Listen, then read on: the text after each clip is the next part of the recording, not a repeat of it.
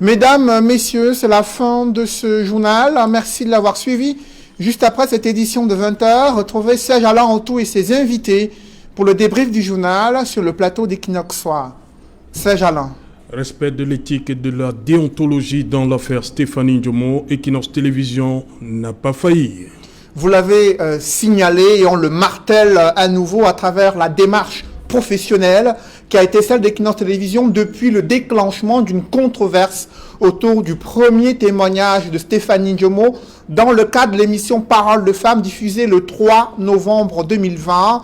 Au lendemain de son arrestation survenue le dimanche 8 novembre, Equinox a mené des enquêtes auprès de sa famille pour vérifier son identité et l'exactitude de son témoignage. Il en ressort à travers ces témoignages de ses enfants et son beau-père que son histoire, selon leurs propres termes, est réelle et que les polémiques soulevées jusqu'ici sont infondées. Ils avaient à ce moment-là appelé à la libération de leur mère. À la grande surprise, à peine libérée, elle déclare que son histoire n'est pas vraie et sans aucune preuve, sans aucune investigation, une chaîne de télévision, une radio basée à Yaoundé ont tenté d'accuser Equinox d'avoir instrumentalisé ou manipulé cette dame de fausses allégations et de fausses affabulations. C'est Jala. Voilà, madame, monsieur, c'était donc le journal le plus attendu de ce vendredi avec Cédric Noufélé. Bonsoir à vous, Cédric. Bonsoir à vous, c'est Jala. Rendez-vous lundi 20h. Madame, monsieur, dans un instant, la suite. Et qu'il en soit.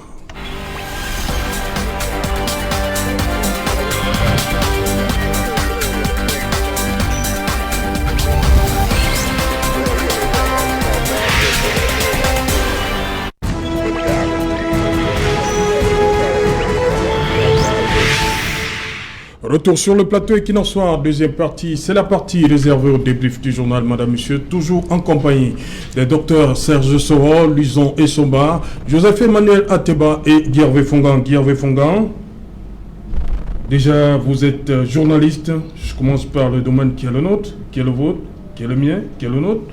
Guy-Hervé Fongan, moi j'ai un problème. Comment comprendre cette cabale depuis plus d'une semaine par certains confrères sur Equinox Télévision? Disons qu'il est d'entrée de jeu, je souhaiterais dire qu'il est difficile de résister à la tentation de dire qu'on vient de vivre, voilà, on est en train de vivre ce soir un grand moment de télévision, il faut le dire, un très grand moment de télévision, et je me sens l'obligation de revêtir ma casquette de professionnel de les sciences de l'information et de la communication avec ce qui est en train de se passer, parce que les apprenants et nos étudiants nous regardent et nous écoutent. Pour dire que les STIC, que nous connaissons tous d'ailleurs, pour y avoir été régulièrement dans le cadre de quelques séminaires doctoraux, Hervé Bouche, un des directeurs de cette école, disait que le journaliste n'est pas... Le BCJ disait que le journaliste n'est pas un griot servile.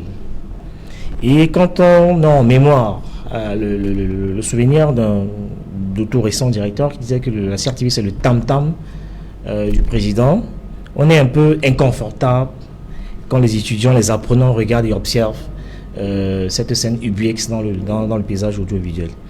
On vient là de voir un contre-exemple qu'il ne faut pas enseigner aux apprenants, c'est-à-dire le journalisme assis.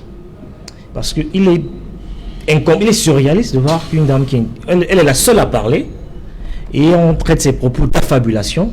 Donc ils ont fait exactement ce qu'il ne faut pas faire dans ce métier. C'est-à-dire le journalisme massif, on fait parler une dame on a le sentiment qu'on lui a fait dire des choses différentes de ce qu'elle avait dit précédemment. C'est très gênant pour les apprenants. Il y a le principe basique de croiser les sources. Ils sont totalement absents de ce qu'on vient de voir. Le principe du contradictoire est totalement absent de ce qu'on vient de voir. Et je me demande si ce soupçon de démonstration est d'une légèreté abyssale. Je me demande comment on peut être autant léger dans un traitement de l'information, dans un média sérieux qui, a priori, offre la présomption des gens qui ont un parcours relativement acceptable. Non, je pense que cet acharnement, c'est un mauvais procès. Bon, peut-être qu'on peut, pour parler trivialement, pour dire que dans une prise de parole en communication, il y a trois objectifs, c'est-à-dire que cognitif, affectif et conatif. Peut-être qu'un des objectifs de cette sortie-là a été beaucoup plus cognitif, c'est-à-dire que de pas de dire que la Charte n'est pas suffisamment connue, mais peut-être de doper l'audience. Peut-être de ce point de vue-là, on a bien vu que ces derniers 24 heures, quoi qu'on dise, même ceux qui n'écoutaient pas beaucoup la Charte TV, on peut remarquer qu'elle est montée en puissance en termes d'audience. C'est peut-être ça l'objectif cognitif, est davantage connaître la Charte TV, mais on est très embêté quand on est qu'on a un minimum de rigueur et de sérieux dans la pratique et l'exercice de ce métier, parce que c'est le parfait contre-exemple qu'il ne faut pas faire. On ne proclame pas, ce n'est pas le journalisme, ce n'est pas de la religion, on ne proclame pas des faits, et on vient de voir un élément encore, une chose extrêmement grave, c'est-à-dire que ce métier repose sur un principe clair, c'est-à-dire que la sacralité des faits. Et là, on vient de voir depuis hier une désacralisation des faits par un ministère des services publics qui n'a rien démontré, qui n'a rien prouvé, où on fait du journalisme assis, on fait parler une dame sans qu'il y ait aucun croisement de sources, aucun principe de contradiction. Je crois que nos apprenants qui nous regardent depuis 19h doivent être très mal, se demander vraiment à quel sens se vouer. Moi, je suis très inconfortable en tant que professionnel des sciences de l'information et de la communication. Joseph Emmanuel Ateba, votre sentiment de ce que vous venez de vivre, ça a changé quelque chose dans votre perception de l'affaire, on va le dire comme ça, Stéphanie Ndjomo? Vous savez, Serge Alain, je crois que nous venons d'assister là à un scoop dramatique dont le système a le monopole de nous offrir pour nous détourner très souvent des objectifs ou alors de ses responsabilités. Voyez-vous, je ne sais pas, le journaliste, il a si bien expliqué, je ne suis pas professionnel en la matière. Je ne sais pas, une dame est venue dans une télévision, elle a fait des déclarations qui ont ému tout le monde. Il y en a qui ont coulé des larmes en regardant cela. Et rien que sur la base des déclarations de cette femme, vraiment, je n'arrive pas à comprendre ce qui a pu justifier même déjà son interpellation. Et jusqu'à la mener au tribunal militaire, pour les déclarations que nous avons tous vues devant cette télévision, c'est-à-dire que qu'est-ce qui peut justifier qu'on ait pu arrêter cette femme pour des choses qu'elle a dites sur votre plateau. Alors cela démontre de la fébrilité de ces systèmes qui est à la recherche permanente de son bouc émissaire attitré, qui est le MRC. Parce que voyez-vous, à la fin, on se retrouve en train de trouver... Seulement le MRC? Mais bien entendu, c'est ce qui a... Seulement le MRC? Enfin, Equinox, naturellement. Bien entendu. Oui. Bien entendu. Donc, vous voyez, c'est très embarrassant, c'est très embêtant pour un pays sérieux comme le nôtre, un grand pays comme le nôtre, de vivre ce genre d'histoire. La moindre des choses, je crois, et il a si bien expliqué, c'était la confrontation des sources, des informations. Vous savez, au Cameroun, les accusations, les condamnations sont faites par communiqué. Vous avez observé depuis un certain temps, c'est-à-dire qu'avant même qu'une enquête ne soit menée par rapport à... Le ministre de la Communication a fait un communiqué qui fait foi de l'accusation et de condamnation, c'est-à-dire qui fait foi des faits, alors que ce n'est pas le cas. Donc, nous sommes habitués, et malheureusement, j'espère que ce n'est pas par Dame Ndjomo qu'ils passeront pour retrouver le MRC. Le MRC, il est clair dans sa démarche, elle est connue de tous. Elle n'a pas besoin de se cacher derrière des montages comme celle-là pour s'exprimer. Il s'exprime publiquement. Ok. Docteur So, votre sentiment après avoir regardé le journal de ce soir et suivez cette affaire sûrement depuis son déclenchement le 8, le jour de l'arrestation, l'interpellation de Stéphanie Ndjomo. Quelle idée vous faites Je ce voudrais soir? profiter de cette occasion pour garder le silence. Mais en même temps, je me dis, j'aime le sport, mais j'ai horreur de pugilat. Or, vous venez de me faire assister à un pugilat médiatique qui m'oblige, alors que je voudrais bien respecter le silence, qu'à un moment donné, souvent, le silence est d'or. Ce que nous venons de vivre m'inquiète. J'ai l'impression d'avoir d'un côté la radio des 7 collines et de l'autre côté la radio de l'estuaire, les deux traduisant par supputation ou présupposition, des rivalités qui peuvent faire imploser le Cameroun. Ou alors des anges d'un côté, des démons de l'autre. Oh, bon, peut-être il y a quelqu'un. Malheureusement et heureusement pour nous, nous avions sur le plateau des gens qui ont essayé quand même d'apaiser la situation. Parce que moi, je ne comprends pas. Je ne vois même pas où devrait être le problème. Même si c'était un mensonge. Même si, moi je dis que même si cette dame avait menti, pas le problème. Elle est venue dans une émission, elle a menti, point final. La République a des choses plus importantes à faire. Peut-être que vous n'apercevez pas ce que les autres ont entendu. Hein. Peut-être qu'elle a dit qu'elle a été, ses jumeaux ont été assassinés par les militaires. Peut-être, hein, parce que ces gens, vous savez, ils entendent les silences que vous croyez muets. Quand les gens ont peur, je vous ai dit tout à l'heure dans l'émission qu'il faut apaiser les gens quand les fins de règne arrivent. Ces gens qui ont peur et qui veulent embrigader toute la République, je dis c'est pas bon. Nous sommes des citoyens, que personne n'ait peur. Et qu'on ne terrorise pas les citoyens. L'autre lecture que je pourrais avoir, c'est celle de l'historien. Vous savez, en histoire, c'est pour ça qu'il est souvent difficile d'écrire, même quand le fait est là. Parce qu'on veut le vérifier, l'entrecouper, et voir même s'il est opportun après de le servir. Parce que c'est ça aussi l'opportunité. Vous pouvez avoir un fait, mais vous ne le diffusez pas. Parce que vous avez peur. J'avais une petite expérience, nous avions... dans le cadre de l'encadrement de certains dans un certain pays, des jeunes en complet, eu des informations qui auraient pu servir le régime en place pour gérer la question. Et lorsqu'on a donné, heureusement dans ce pays, il y avait des gens un peu plus futés. Ils ont dit, ok, on ne va pas les passer à la hiérarchie. Tant qu'on n'est pas certain que sur le terrain, c'est vrai. Donc, ils ont des informations qu'Equinox a fait une émission. Ils n'ont peut-être pas le temps d'aller vérifier. Qu'est-ce qu'il faut faire? On se tait, c'est tout. On attend. Le jour où on aura une vérification et qu'il est établi que Equinox a manipulé quelqu'un, là, à ce moment-là, on pourrait sortir. Et on n'a même pas besoin de faire une grosse sortie. Moi, j'avais été surpris de lire d'abord la déclaration du ministre Sadi. Je me disais, mais pour si peu tout un ministre sort.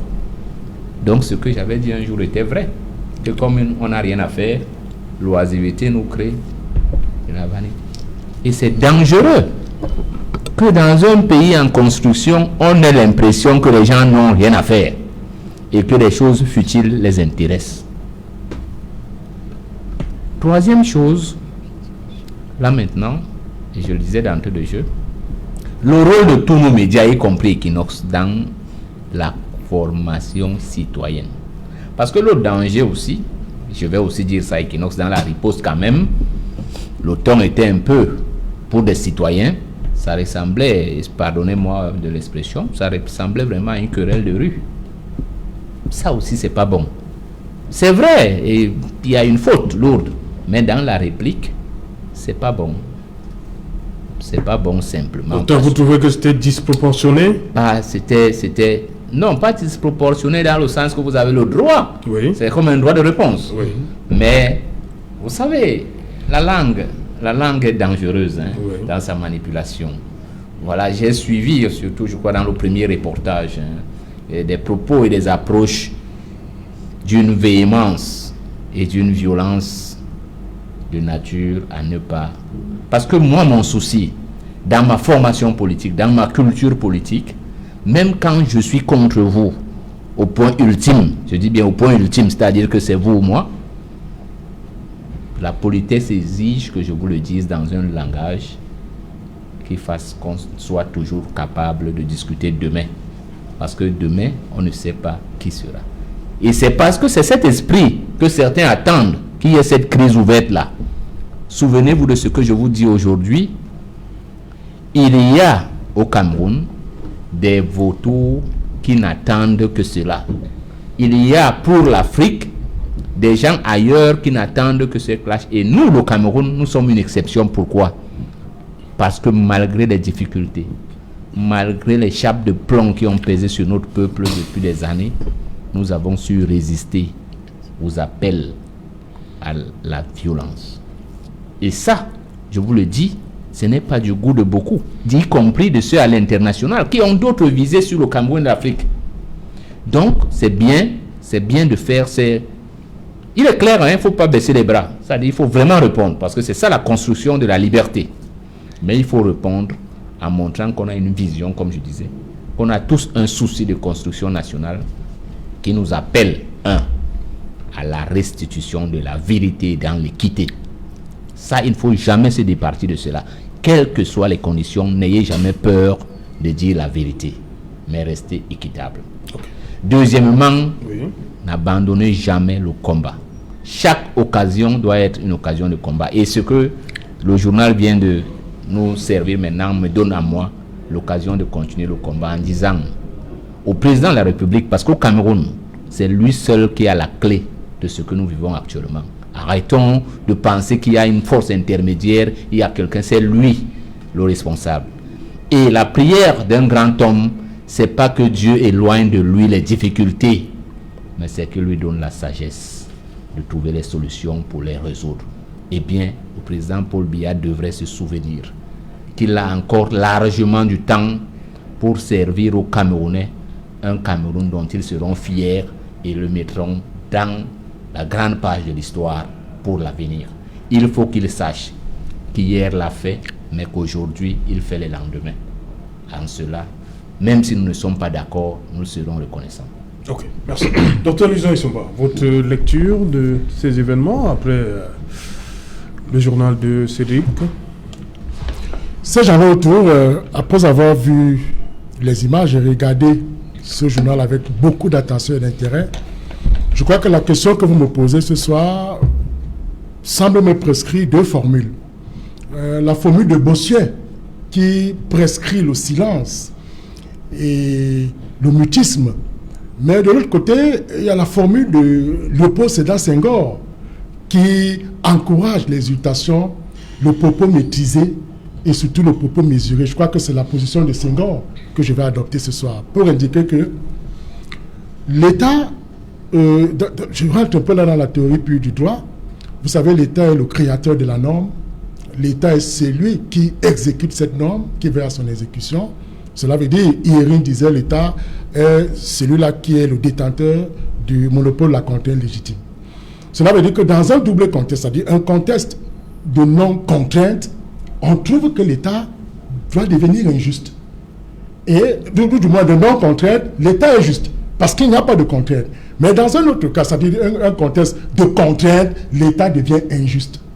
Et je pense que ce que nous sommes en train de vivre ce soir démontre à suffire que la situation qui est née, c'est-à-dire qu'une dame qui vient sur un plateau de télévision, qui discute, qui émet ce qu'elle a vécu, et en retour, l'État estime que les propos ont été tellement avilissants qu'ils ont porté atteinte à l'autorité de l'État, à la dignité de cet État, surtout au principe de sûreté et de sécurité de l'État. Donc, qu'est-ce qu'il faut faire dans cette mesure? Et c'est là le contexte de pression. L'État est obligé d'entrer dans une posture d'injuste. C'est-à-dire, arrêter d'abord cette dame un jour dimanche, qui est non ouvrable, qui est justement un jour non ouvrable, procéder à ces interrogations en violant de manière flagrante le principe du contradictoire. Voilà, pour le juriste que je suis, quelques points qui me semblent être les points culminants qui ont amené justement l'État à montrer qu'en période de contrainte, il devient injuste. Ces gens-là autour, je ne voudrais pas poursuivre et aller plus loin. Moi, pour ma part, le conseil que je souhaite donner à l'État, c'est simplement que Madame Diomo Stéphanie n'est pas la priorité. La CERT TV, c'est l'État qui parle. La CERT TV, c'est un média de l'État. Vraiment, je n'avais pas envie de l'évoquer. Je vais essayer de vous bien comprendre. En fait. Je parle de l'État. Voilà, je parle de l'État. Vous avez suivi tout à l'heure. Alors, cela veut donc dire qu'en réalité, la priorité, ce n'est pas Diomo Stéphanie. La priorité, c'est arrêter les morts que nous vivons depuis cette sale guerre, depuis 2016 jusqu'à ce jour. Nous avons, je vais vous dire, je suis tombé à l'admiration de la tournée du ministre délégué de la Défense au nord-ouest. Il est allé à Boya. Il a rassuré les populations. Ce que nous avons souhaité le jour, justement, où il y a eu l'hécatombe, le 24 octobre. Nous avons souhaité cela, qu'il y ait au moins un discours d'apaisement du président de la République. Le ministre délégué en charge de la Défense est revenu sur Douala. Il est allé au chevet des militaires qui avaient reçu des balles. et bien d'autres. On a vu des gens amputés, ainsi de suite. Il a rassuré ses militaires. Et moi, ce qui m'a fondamentalement marqué dans cette procédure, c'est c'est que le ministre en charge de la Défense a soulevé un problème criard, qui est celui justement des primes qui sont allouées à ces militaires et qui ne sont pas reversées. Donc, d'où on est porté à croire que l'économie de guerre, justement, vient se justifier dans ce cas, dans cette mesure. Donc, c'est pour dire quoi? C'est pour dire que ces gens-là autour, l'État du Cameroun a une priorité, c'est de régler la guerre au nord-ouest. L'État du Cameroun doit comprendre aujourd'hui que si, à côté de Dieu, il y a le diable, il faut toujours faire avec le diable. C'est pourquoi, en début de cette émission, j'ai évoqué cette citation pour qu'on comprenne mieux que tous les médias n'ont pas, à mon sens, ce que vous appelez généralement comment vous appelez, la ligne éditoriale. La même ligne éditoriale. Parce que pendant que, je vais vous dire, ça n'a pas marqué, tous les Camerounais ont vu cela le 24 octobre. Pendant que nous pleurons sur ce plateau, dans d'autres plateaux ailleurs, on montait la musique, on faisait jouer des spectacles. Mais le peuple a vu, nous avons tous pleuré ici. Donc c'est pour dire quoi? C'est pour dire que les assassinats de Kumba n'ont pas épargné les Camerounais. Tous les Camerounais ont été pris, ont été touchés dans leur sensibilité, ont été touchés dans leur fort intérieur à partir de ce qui est arrivé. Donc moi, j'estime pour ma part que minorons des choses qui ne servent à rien. Minorons les éléments qui ne peuvent apporter à rien le bien-être et le bien-vivre des Camerounais. Donc, je supplie l'État du Cameroun de prendre en charge Mme Jomo Stéphanie. Parce que cette dame, toutes les procédures qu'elle a suivies, moi je vais vous avouer, ces gens-là autour, je suis allé à la prison de Nouvelle plus d'une fois. Mais je vous dis, je suis rentré, mais je suis tombé malade. Rien que pour y être entré et ressorti. C'est-à-dire qu'on ne m'a pas gardé, mais j'ai entré, je suis ressorti. J'ai fait 1 heure, je suis ressorti, mais je suis allé à la maison, je suis tombé malade. Donc imaginez-vous tout le traumatisme subi par cette dame. Les enfants qui auraient été assassinés, elle est arrêtée dans des conditions un peu plus difficiles. Elle est embastillée en prison, elle ressort, elle subit des pressions. Moi, je pense que l'État du Cameroun doit véritablement prendre soin de cette dame en lui apportant un soutien moral, financier et même matériel pour qu'elle se remette. Parce que je vais vous dire, ces gens-là autour, si rien n'est fait par rapport à cette dame, on risque la perte. Je ne suis pas apocalyptique, mais j'essaie déjà de voir avec toutes ces pressions qui viennent. Vous savez, on a suivi le journal. Les organisations internationales ont pris l'affaire déjà en main. Donc, et vous savez, l'État du Cameroun n'aime pas cela. C'est-à-dire qu'en réalité, on va lui dire, État du Cameroun, vous ne respectez pas les droits de l'homme, ils auront des pressions qui viendront de toutes parts. Donc je pense et je prie tous ceux qui nous écoutent, nos dirigeants, de comprendre qu'il n'y a pas autre chose que le peuple. On ne va pas en guerre avec son peuple, on protège son peuple parce que c'est une mission constitutionnellement consacrée. Voilà, rapidement, on fait le dernier tour de table, rapidement, Joseph Emmanuel Ateba, il nous reste très peu de secondes, très peu de temps.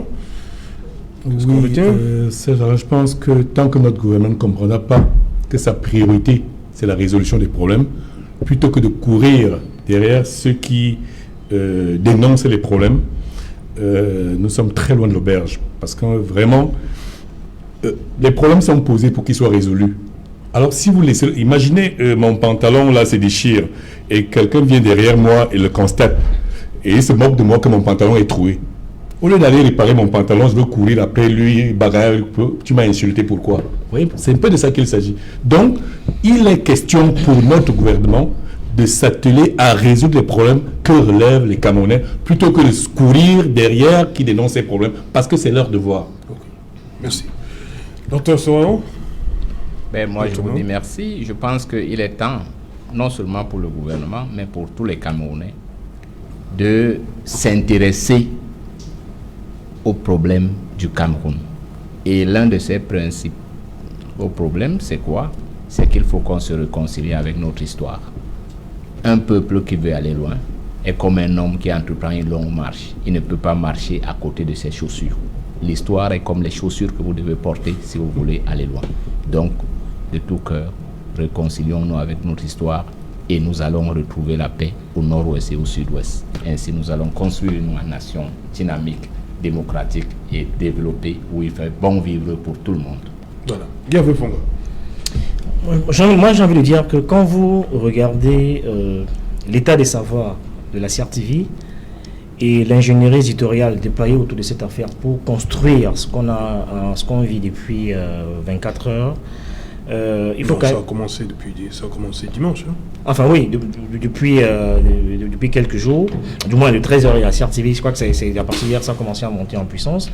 Donc quand on regarde l'état des savoirs et l'ingénierie éditoriale déployée par la CRTV, on est très inquiet. Des fois j'ai envie de croire qu'il y a des gens qui font exprès pour mettre les gens en colère, même quand il ne le faut pas. Je pense qu'on aurait pu éviter ça. Parce que tout le ramdam qu'on observe aujourd'hui est simplement la conséquence de ce que une dame a été interpellée pour flagrant délit de propagation de fausses nouvelles. Honnêtement, je n'ai pas le sentiment qu'elle est, dans ce qu'elle a dit, que c'est une révolution copernicienne. Ce n'est pas des choses qu'on a découvert. C'était déjà entendu. Oui, qu'on a découvert. Oui, c'est des choses qu'on entend régulièrement. Donc, du coup, je pense que cette sortie, en conseil passé du ministre et les autres, est venue simplement amplifier les choses.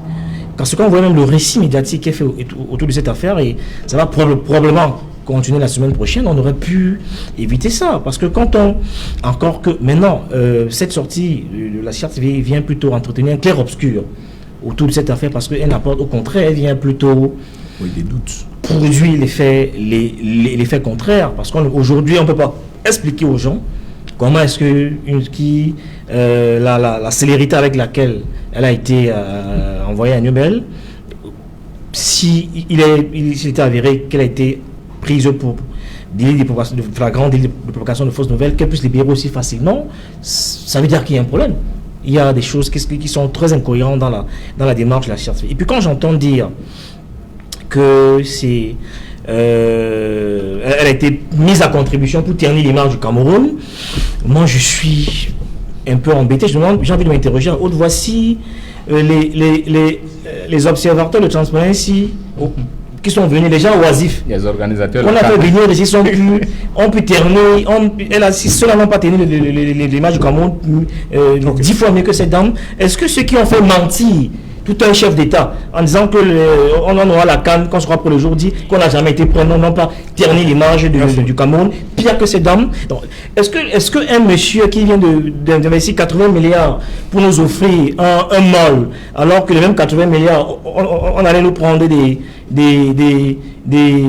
ordinateurs, des jouets d'enfants au Cameroun, alors qu'on voit très bien ce qu'aujourd'hui, tout le monde voit ce à quoi peut servir 80 milliards. Merci. Est-ce que ce n'est pas ternir l'image? Donc, je veux dire que les exemples comme cela, on peut se dire que, mais finalement, qui ternit l'image du Cameroun. Merci Guy Hervé Fonga. C'est très important. Docteur Luisin Nsumba, rapidement en 30 secondes. Oui, la sortie, une citation. Voilà pourquoi je vous tiens réservé pour la fin. Ces gens-là, moi je pense que l'État du Cameroun doit recréer un climat de confiance avec son peuple. Et vous savez, toute vérité se connaît parce que la vérité est la seule chose qui va sans ticket d'embarquement. Ok. Voilà. C'était ça le. Ah oui, c'était le. Elle est de qui? Ah, c'est vous-même. Ah ouais. Merci, docteur Luisin Nsumba. Merci, docteur Soro, d'être passé. Merci à vous. Voilà. Bonne chance à l'UPC. Hein. Merci de tout cœur. Voilà. Beaucoup de chance. Il le faut. Voilà, merci Guy Hervé Fonga, merci Joseph Emmanuel Atiba, merci docteur Luisin Nsumba. C'est moi. Madame, Monsieur, nous sommes donc arrivés au terme de cette édition Equinox Soir. Bonsoir, bon accouement.